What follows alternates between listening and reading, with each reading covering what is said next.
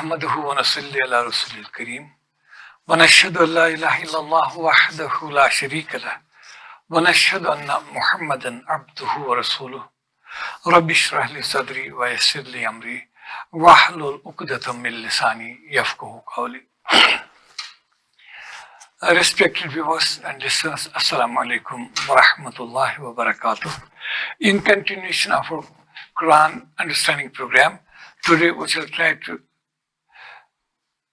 understand few more verses from chapter number 3, that is Surah Aali-Imran, starting from verse number 156. Chapter Aali-Imran, verse number 156. A'udhu billahi minash shaitanir rajeem. Bismillahir rahmanir rahim.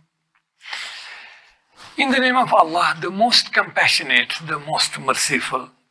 Ya ayyuhalladhina amanu, O those who believe, la takunu, don't be kalladhina, like those kafaru who disbelieved.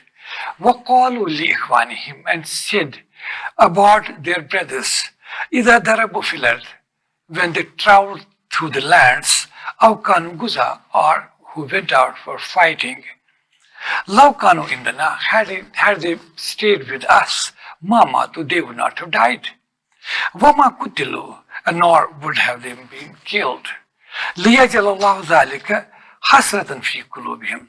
Thus Allah makes this as a source of, shall make this as a source of regret and sigh for them. Wallahu yuhyi, whereas it is Allah who grants life. Wa yumeet, and it is He who causes death. Wallahu bima ta'amaluna basir, and Allah watches whatever you do. Walain kutiltum, and if you are killed, fi sabilillah, in the way of Allah, aw mutum, or you die, لَمَغْفِرَةٌ مِّنَ اللَّهِ وَرَحْمَةٌ, then forgiveness from Allah and His mercy, خَيْر, is far better, مِمَّا يَجْمُونَ, than what these hypocrites amass or accumulate. وَلَئِن مُتُمْ أَوْ قُتِلْتُمْ, and if you die, O believers, or you are killed, لَإِلَّا اللَّهِ تُحْشَرُونَ, ultimately you should be gathered back to Allah. فَبِمَا رَحْمَةٍ مِّنَ اللَّهِ, and it is a mercy from Allah. لِنْتَ لَهُمْ, that you are so lenient and soft-hearted towards them. وَلَوْ كُنْتَ فَظًّا غَلِيظَ الْقَلْبِ, if you would have been rude and harsh-hearted, لَانْفَضُّوا مِنْ حَوْلِكَ, they would have broken away from you. فَاعْفُ عَنْهُمْ, so pardon them. وَاسْتَغْفِرْ لَهُمْ, and ask for forgiveness for them. وَشَاوِرْهُمْ فِي الْأَمْرِ, and consult them in your matters. فَإِذَا أَزَمْتَ, and when you decide anything, فَتَوَكَّلْ عَلَى اللَّهِ, then put your trust in Allah. إِنَّ اللَّهَ يُحِبُّ الْمُتَوَكِّلِينَ, surely Allah loves those who put trust only in Him. إِنْ يَنْصُرْكُمُ اللَّهُ, if Allah aids and helps you, فَلَا غَالِبَ لَكُمْ, then nobody can overcome you. وَإِنْ يَخْذُلْكُمْ, but if He forsakes you, فَمَنْ ذَا الَّذِي يَنْصُرُكُمْ مِنْ بَعْدِهِ, so who is there? Is there anybody who can help you after Him? وَعَلَى اللَّهِ فَلْيَتَوَكَّلِ الْمُؤْمِنُونَ, and upon Allah should believers always put their trust. وَمَا كَانَ لِلنَّبِيِّ أَنْ يَغُلَّ, and it's not for a prophet to act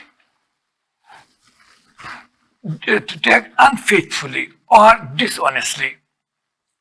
وَمَنْ يَغْلُلْ, and whoever acts dishonestly, يَأْتِ بِمَا غَلَّ يَوْمَ الْقِيَامَةِ, on the day of judgment he will present himself with that which he had misappropriated. ثُمَّ تُوَفَّى كُلُّ نَفْسٍ مَا كَسَبَتْ, then every soul shall be recompensed for what he has earned. وَهُمْ لَا يُظْلَمُونَ, and they shall not be subjected to any kind of injustice. Sadaqallahul Azim. These are few verses from chapter 3, Aali-Imran, starting from verse number 156. As the translation of the verses, we can feel, understand that is also connected one way or the other with the Battle of Uhud, in which hypocrites acted with cowardice and they cheated the believers because they withdrew under the command of Abdullah bin Ubay. They withdrew from the Muslim forces, and that was going to prove a great setback had there not been the wisdom of the Prophet, peace be upon him, and his leadership qualities, that Muslim forces were still, they remained intact. Otherwise, the plan of Abdullah bin Ubay and his associates was to discourage Muslims at the 11th hour, to lower their morale, and that would give automatically upper hand, and it would act as a moral booster for the enemies, that is the Meccan pagan forces who had come all the way from Mecca, traveling more than 400 kilometers, and they had reached the doorstep of Medina.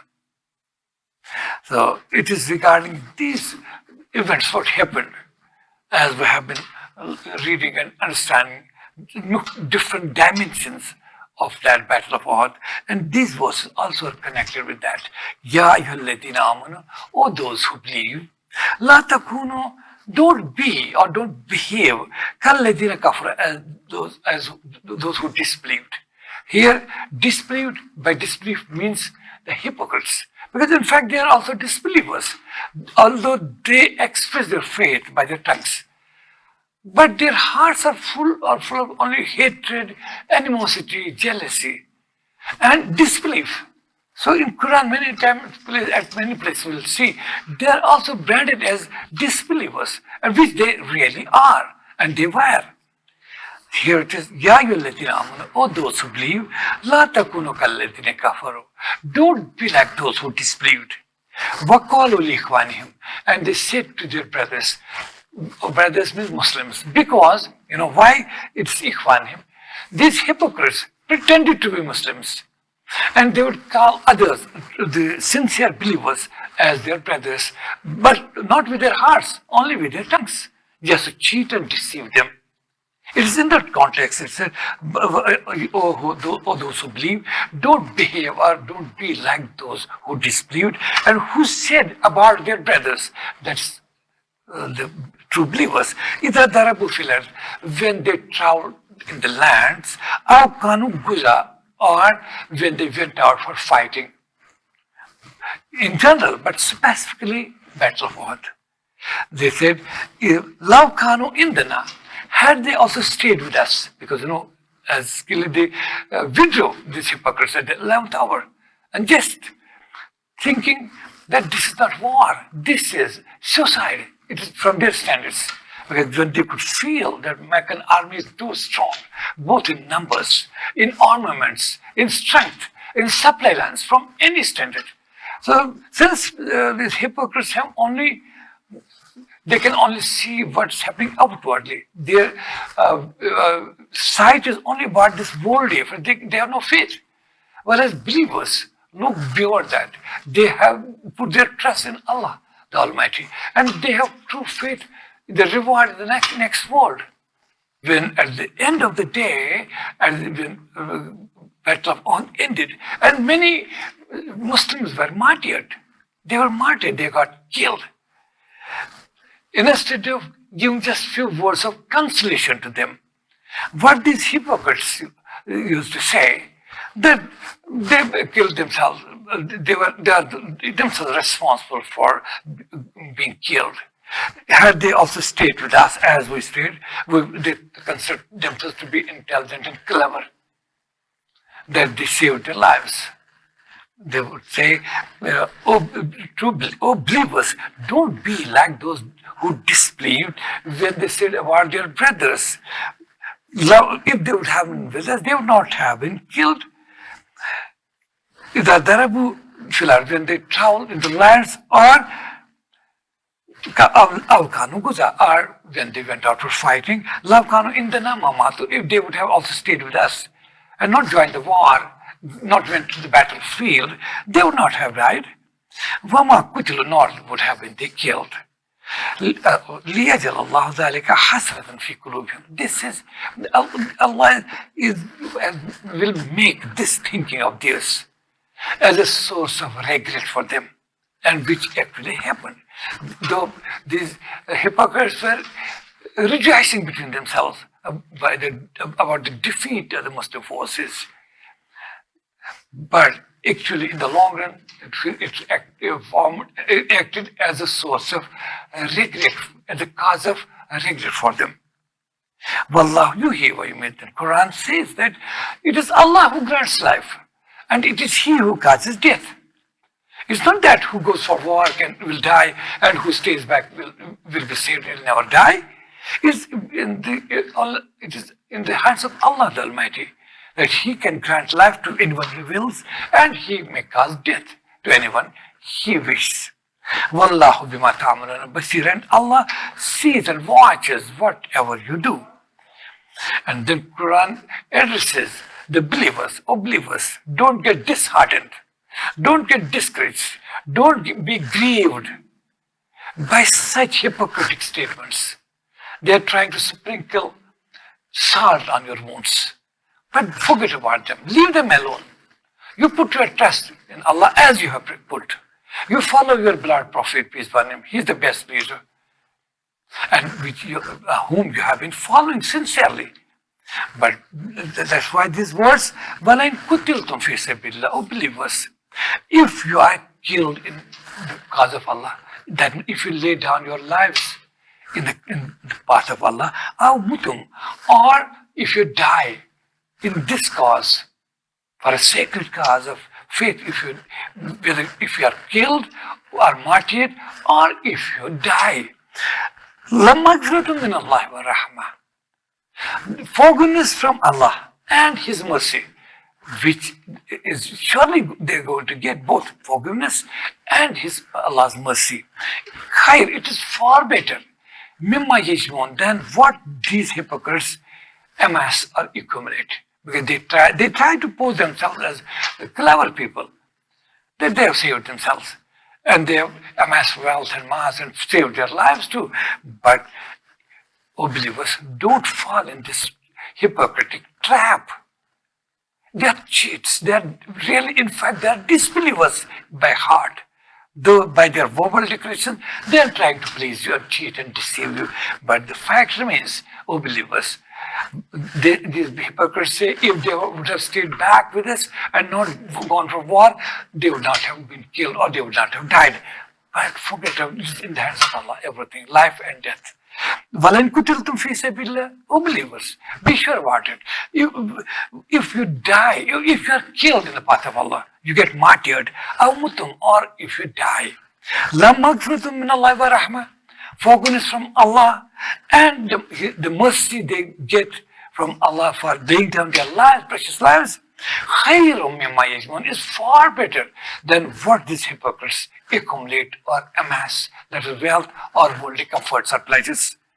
وَلَئِن مُتُمْ, if you die, أَوْ قُتِلْتُمْ, or you are martyred or killed, لَإِلَى اللَّهِ تُحْشَرُونَ, unto Allah you shall be ultimately gathered.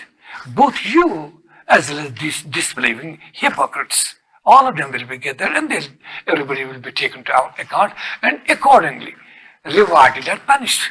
O believers, you will be rewarded, and these hypocrites will be punished on the day of judgment. فَبِمَا رَحْمَةٍ مِّنَ اللَّهِ. Then Quran says about this battle of Uhud, فَبِمَا رَحْمَةٍ مِّنَ اللَّهِ. So it is in fact mercy of Allah upon you, O believers. Lintalam, that, O messenger, you are so lenient to them. You are acting so gently with your companions, with your followers. وَلَوْ كُنْتَ فَضًّا غَلِيظَ الْقَلْبِ, if you would have been rude and harsh-hearted, لَانْفَضُّوا مِنْ حَوْلِكَ, they would have broken away from you. This is about that when war ended, and from any standard, we know any soldier who disobeys commander, especially during war times, and when some soldiers are posted somewhere at strategic positions, and they withdraw from their own. So it's a violation of all the laws and rules, military laws. We know from even today we see such soldiers are either executed, they are punished, or subjected to court-martial, and harshest penalty is put on them.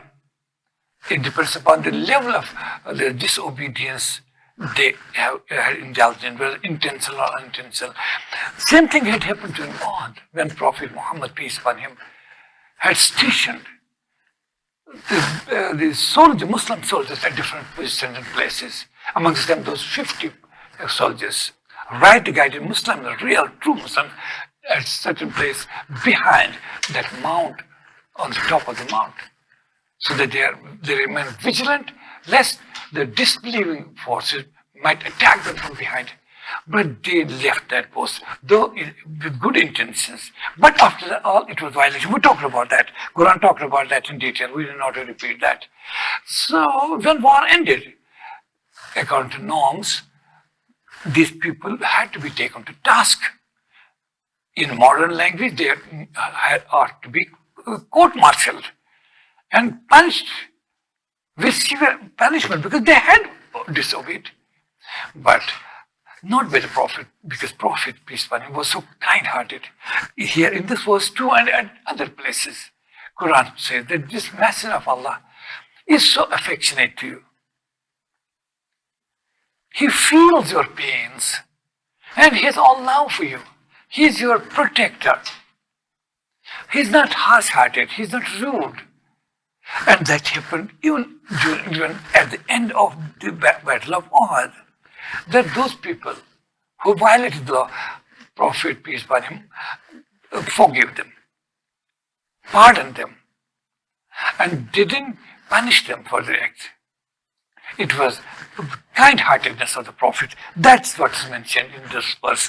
فَبِمَا رَحْمَةٍ مِّنَ اللَّهِ لِنْتَ لَهُمْ. O Messenger, it is in fact mercy of Allah that you are so lenient and kind-hearted to your followers and to your companions. وَلَوْ كُنْتَ فَضِلْ if you would have been rude and harsh-hearted, then لَنْفَضُوا مِنْ حَوْلِكَ, they would have broken it from you. That means it was that cement of love and affection by the Prophet, peace upon him, towards his, firstly his love was for all, enemies, fools and friends, but special love for his followers.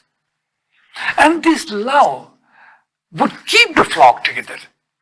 And these people, his companions, were ready to sacrifice anything for the sake of Prophet, peace upon him. Their wealth, their properties, their belongings, their nears and their dears, including their own selves. It was the result of that tremendous love, affection, and kindness Prophet had shown through and through for his worthy companions that kept them together. And they would leave no stone unturned to seek the pleasure of Allah and the love of Prophet, peace upon him, because he was so kind-hearted. This is what is here. And even in this Battle of Uhud, Prophet, peace upon him, exhibited that kindness, that he didn't punish those who left that post, the station where they were posted, though this was a violation. فَبِمَا رَحْمَةٍ مِّنَ اللَّهِ, Quran says that it was merciful. All that you, O Muhammad, peace upon him, you are so lenient and kind-hearted to them. If you would have been harsh, rude or harsh-hearted, they would have broken away from you. But it is that love, bond of love, which is putting them together, and they are ready to die for you and sacrifice anything. Like they would have broken away from you. Fa'fu. So a messenger, peace upon him, you pardon them who violated the law. وَاسْتَغْفِرْ لَهُمْ, and ask forgiveness for them. That means you too. They'll pray. They are praying. They are feeling, yes, they have disobeyed. So they are feeling, yes, they have not done the right thing. They have wronged themselves. So you also seek forgiveness from them, from Allah. وَشَاوِرْهُمْ فِي الْأَمْرِ, and in future, you should consult them to the matters. Don't ignore them. Otherwise, they will feel disheartened. They may break away. They may get discouraged and they have, oh Muhammad, full faith in you. Of course, there was some intentional or unintentional disobedience, but still they belong to you. They see towards you with all hope. So, Shabirum Filam, you forgive them, pardon them, seek forgiveness from them, and take their consultation, take them into confidence while deciding a matter. For in future too, as you have been doing till now. For the azamta, and when finally you take a decision after mutual consultation, fatawakal, then put your trust on Allah. In Allah yuhibbul mutawakkilin, because Allah loves those who put their trust in Allah. That's the Islamic way, that the Prophet, peace be upon him, has direct connection with Allah. But still in all the matters, especially the wars we see in Badr or even Battle of Trench, Prophet, peace be upon him, consulted his companions that how should we react to this war, this invasion, whether it was at the time of Badr or Khandak, or that what we call Battle of Trench or Battle of Confederates, or even at other times too. So this is mushawarat, consultation, which Allah likes. And but Quran says, once you consult, you think about, take a decision. But once with mutual consultation, you reach a consensus and decide a matter, then put your trust in Allah. That means your consultations cannot help. Your decision is not going to come to a rescue. It is in fact the trust you put in Allah that's going to help. In yansurkum Allahu. And remember once for all that campaigns of the Prophet, peace be upon him. If Allah helps you and aids you, فَلَا غَالِبَ لَكُمْ, nobody can overrun you. Though there have been some setbacks in Uhud, that doesn't mean it's not a permanent feature. It was a temporary thing, it was just a test for you. So that as we studied in the previous verses, it was just to to purify the hearts of the people, believers, purify them and simultaneously test them. Otherwise, Allah is going to help you. He's with you. He's always with you. But وَلَا تَهِنُوا وَلَا تَحْزَنُوا وَأَنْتُمُ الْأَعْلَوْنَ إِن كُنتُم مُؤْمِنِينَ. There's a rider. There's a condition that you will be successful. You'll always overrun your opponents. You'll be always success. You'll attain success. Will be always victorious. But there's a rider in kuntum mu'minin. So you need not to grieve. You need not to get discouraged. You'll be successful, but in kuntum mu'minin, if you are true believers, you have to strengthen your faith, put your trust in Allah, follow your messenger, peace be upon him, with utter total obedience, unconditional obedience. Yansurkum Allah, and always keep in mind, if Allah aids you, helps you, فَلَا غَالِبَ لَكُمْ, nobody can overtake you, nobody can overcome you. وَإِن يَخْذُلْكُمْ, but if he forsakes you, that means if you feel short of your faith, if you make diversions or deviations, وَإِن يَخْذُلْكُمْ, if he forsakes you, فَمَنْ ذَا الَّذِي يَنْصُرُكُمْ مِنْ بَعْدِهِ, who can help you? Who can come to your help, or who can rescue you after him? وَعَلَى اللَّهِ فَلْيَتَوَكَّلِ الْمُؤْمِنُونَ. That's why believers should always put their trust in Allah. So this was about the Battle of Uhud. And then one more aspect, about verse number 161. It's about the spoils of war. That whether after the victory of Badr or even after Uhud, there are many spoils of war Muslims got from the war. And there's a standard, as we shall see in chapter Anfal, Surah Anfal. There's a perfect Quran prescribed a perfect system for the distribution of the spoils of war, which a Muslim army obtains from the enemy army or forces. The wealth, the possessions, anything are armaments that to be distributed according to specific norms set by Quran in chapter Anfal. And these hypocrites were, as you know, enemies from within.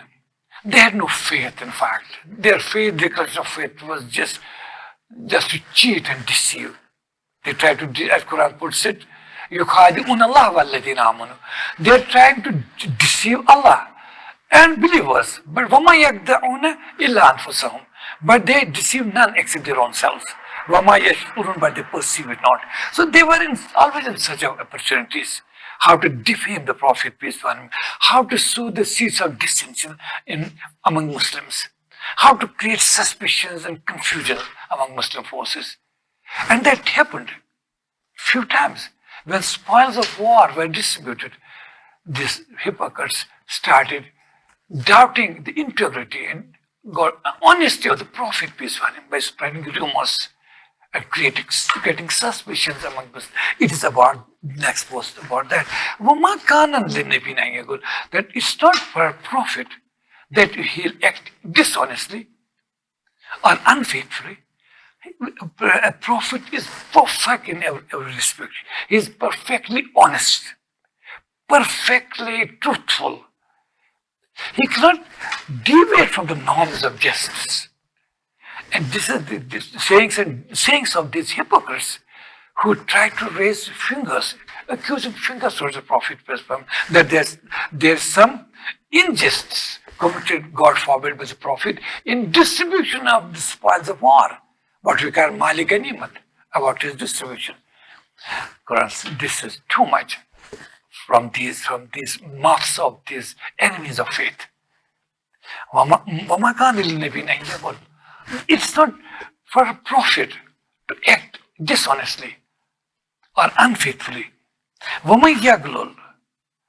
Whoever acts dishonestly, don't you know that he will be presented on the day of judgment with that thing about which he might have misappropriated, and prophets never do that.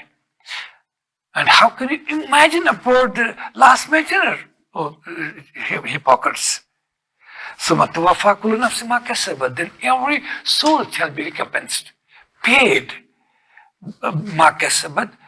whatever it has earned in this world. And they shall not be subjected to any kind of injustice. They said there will be no injustice.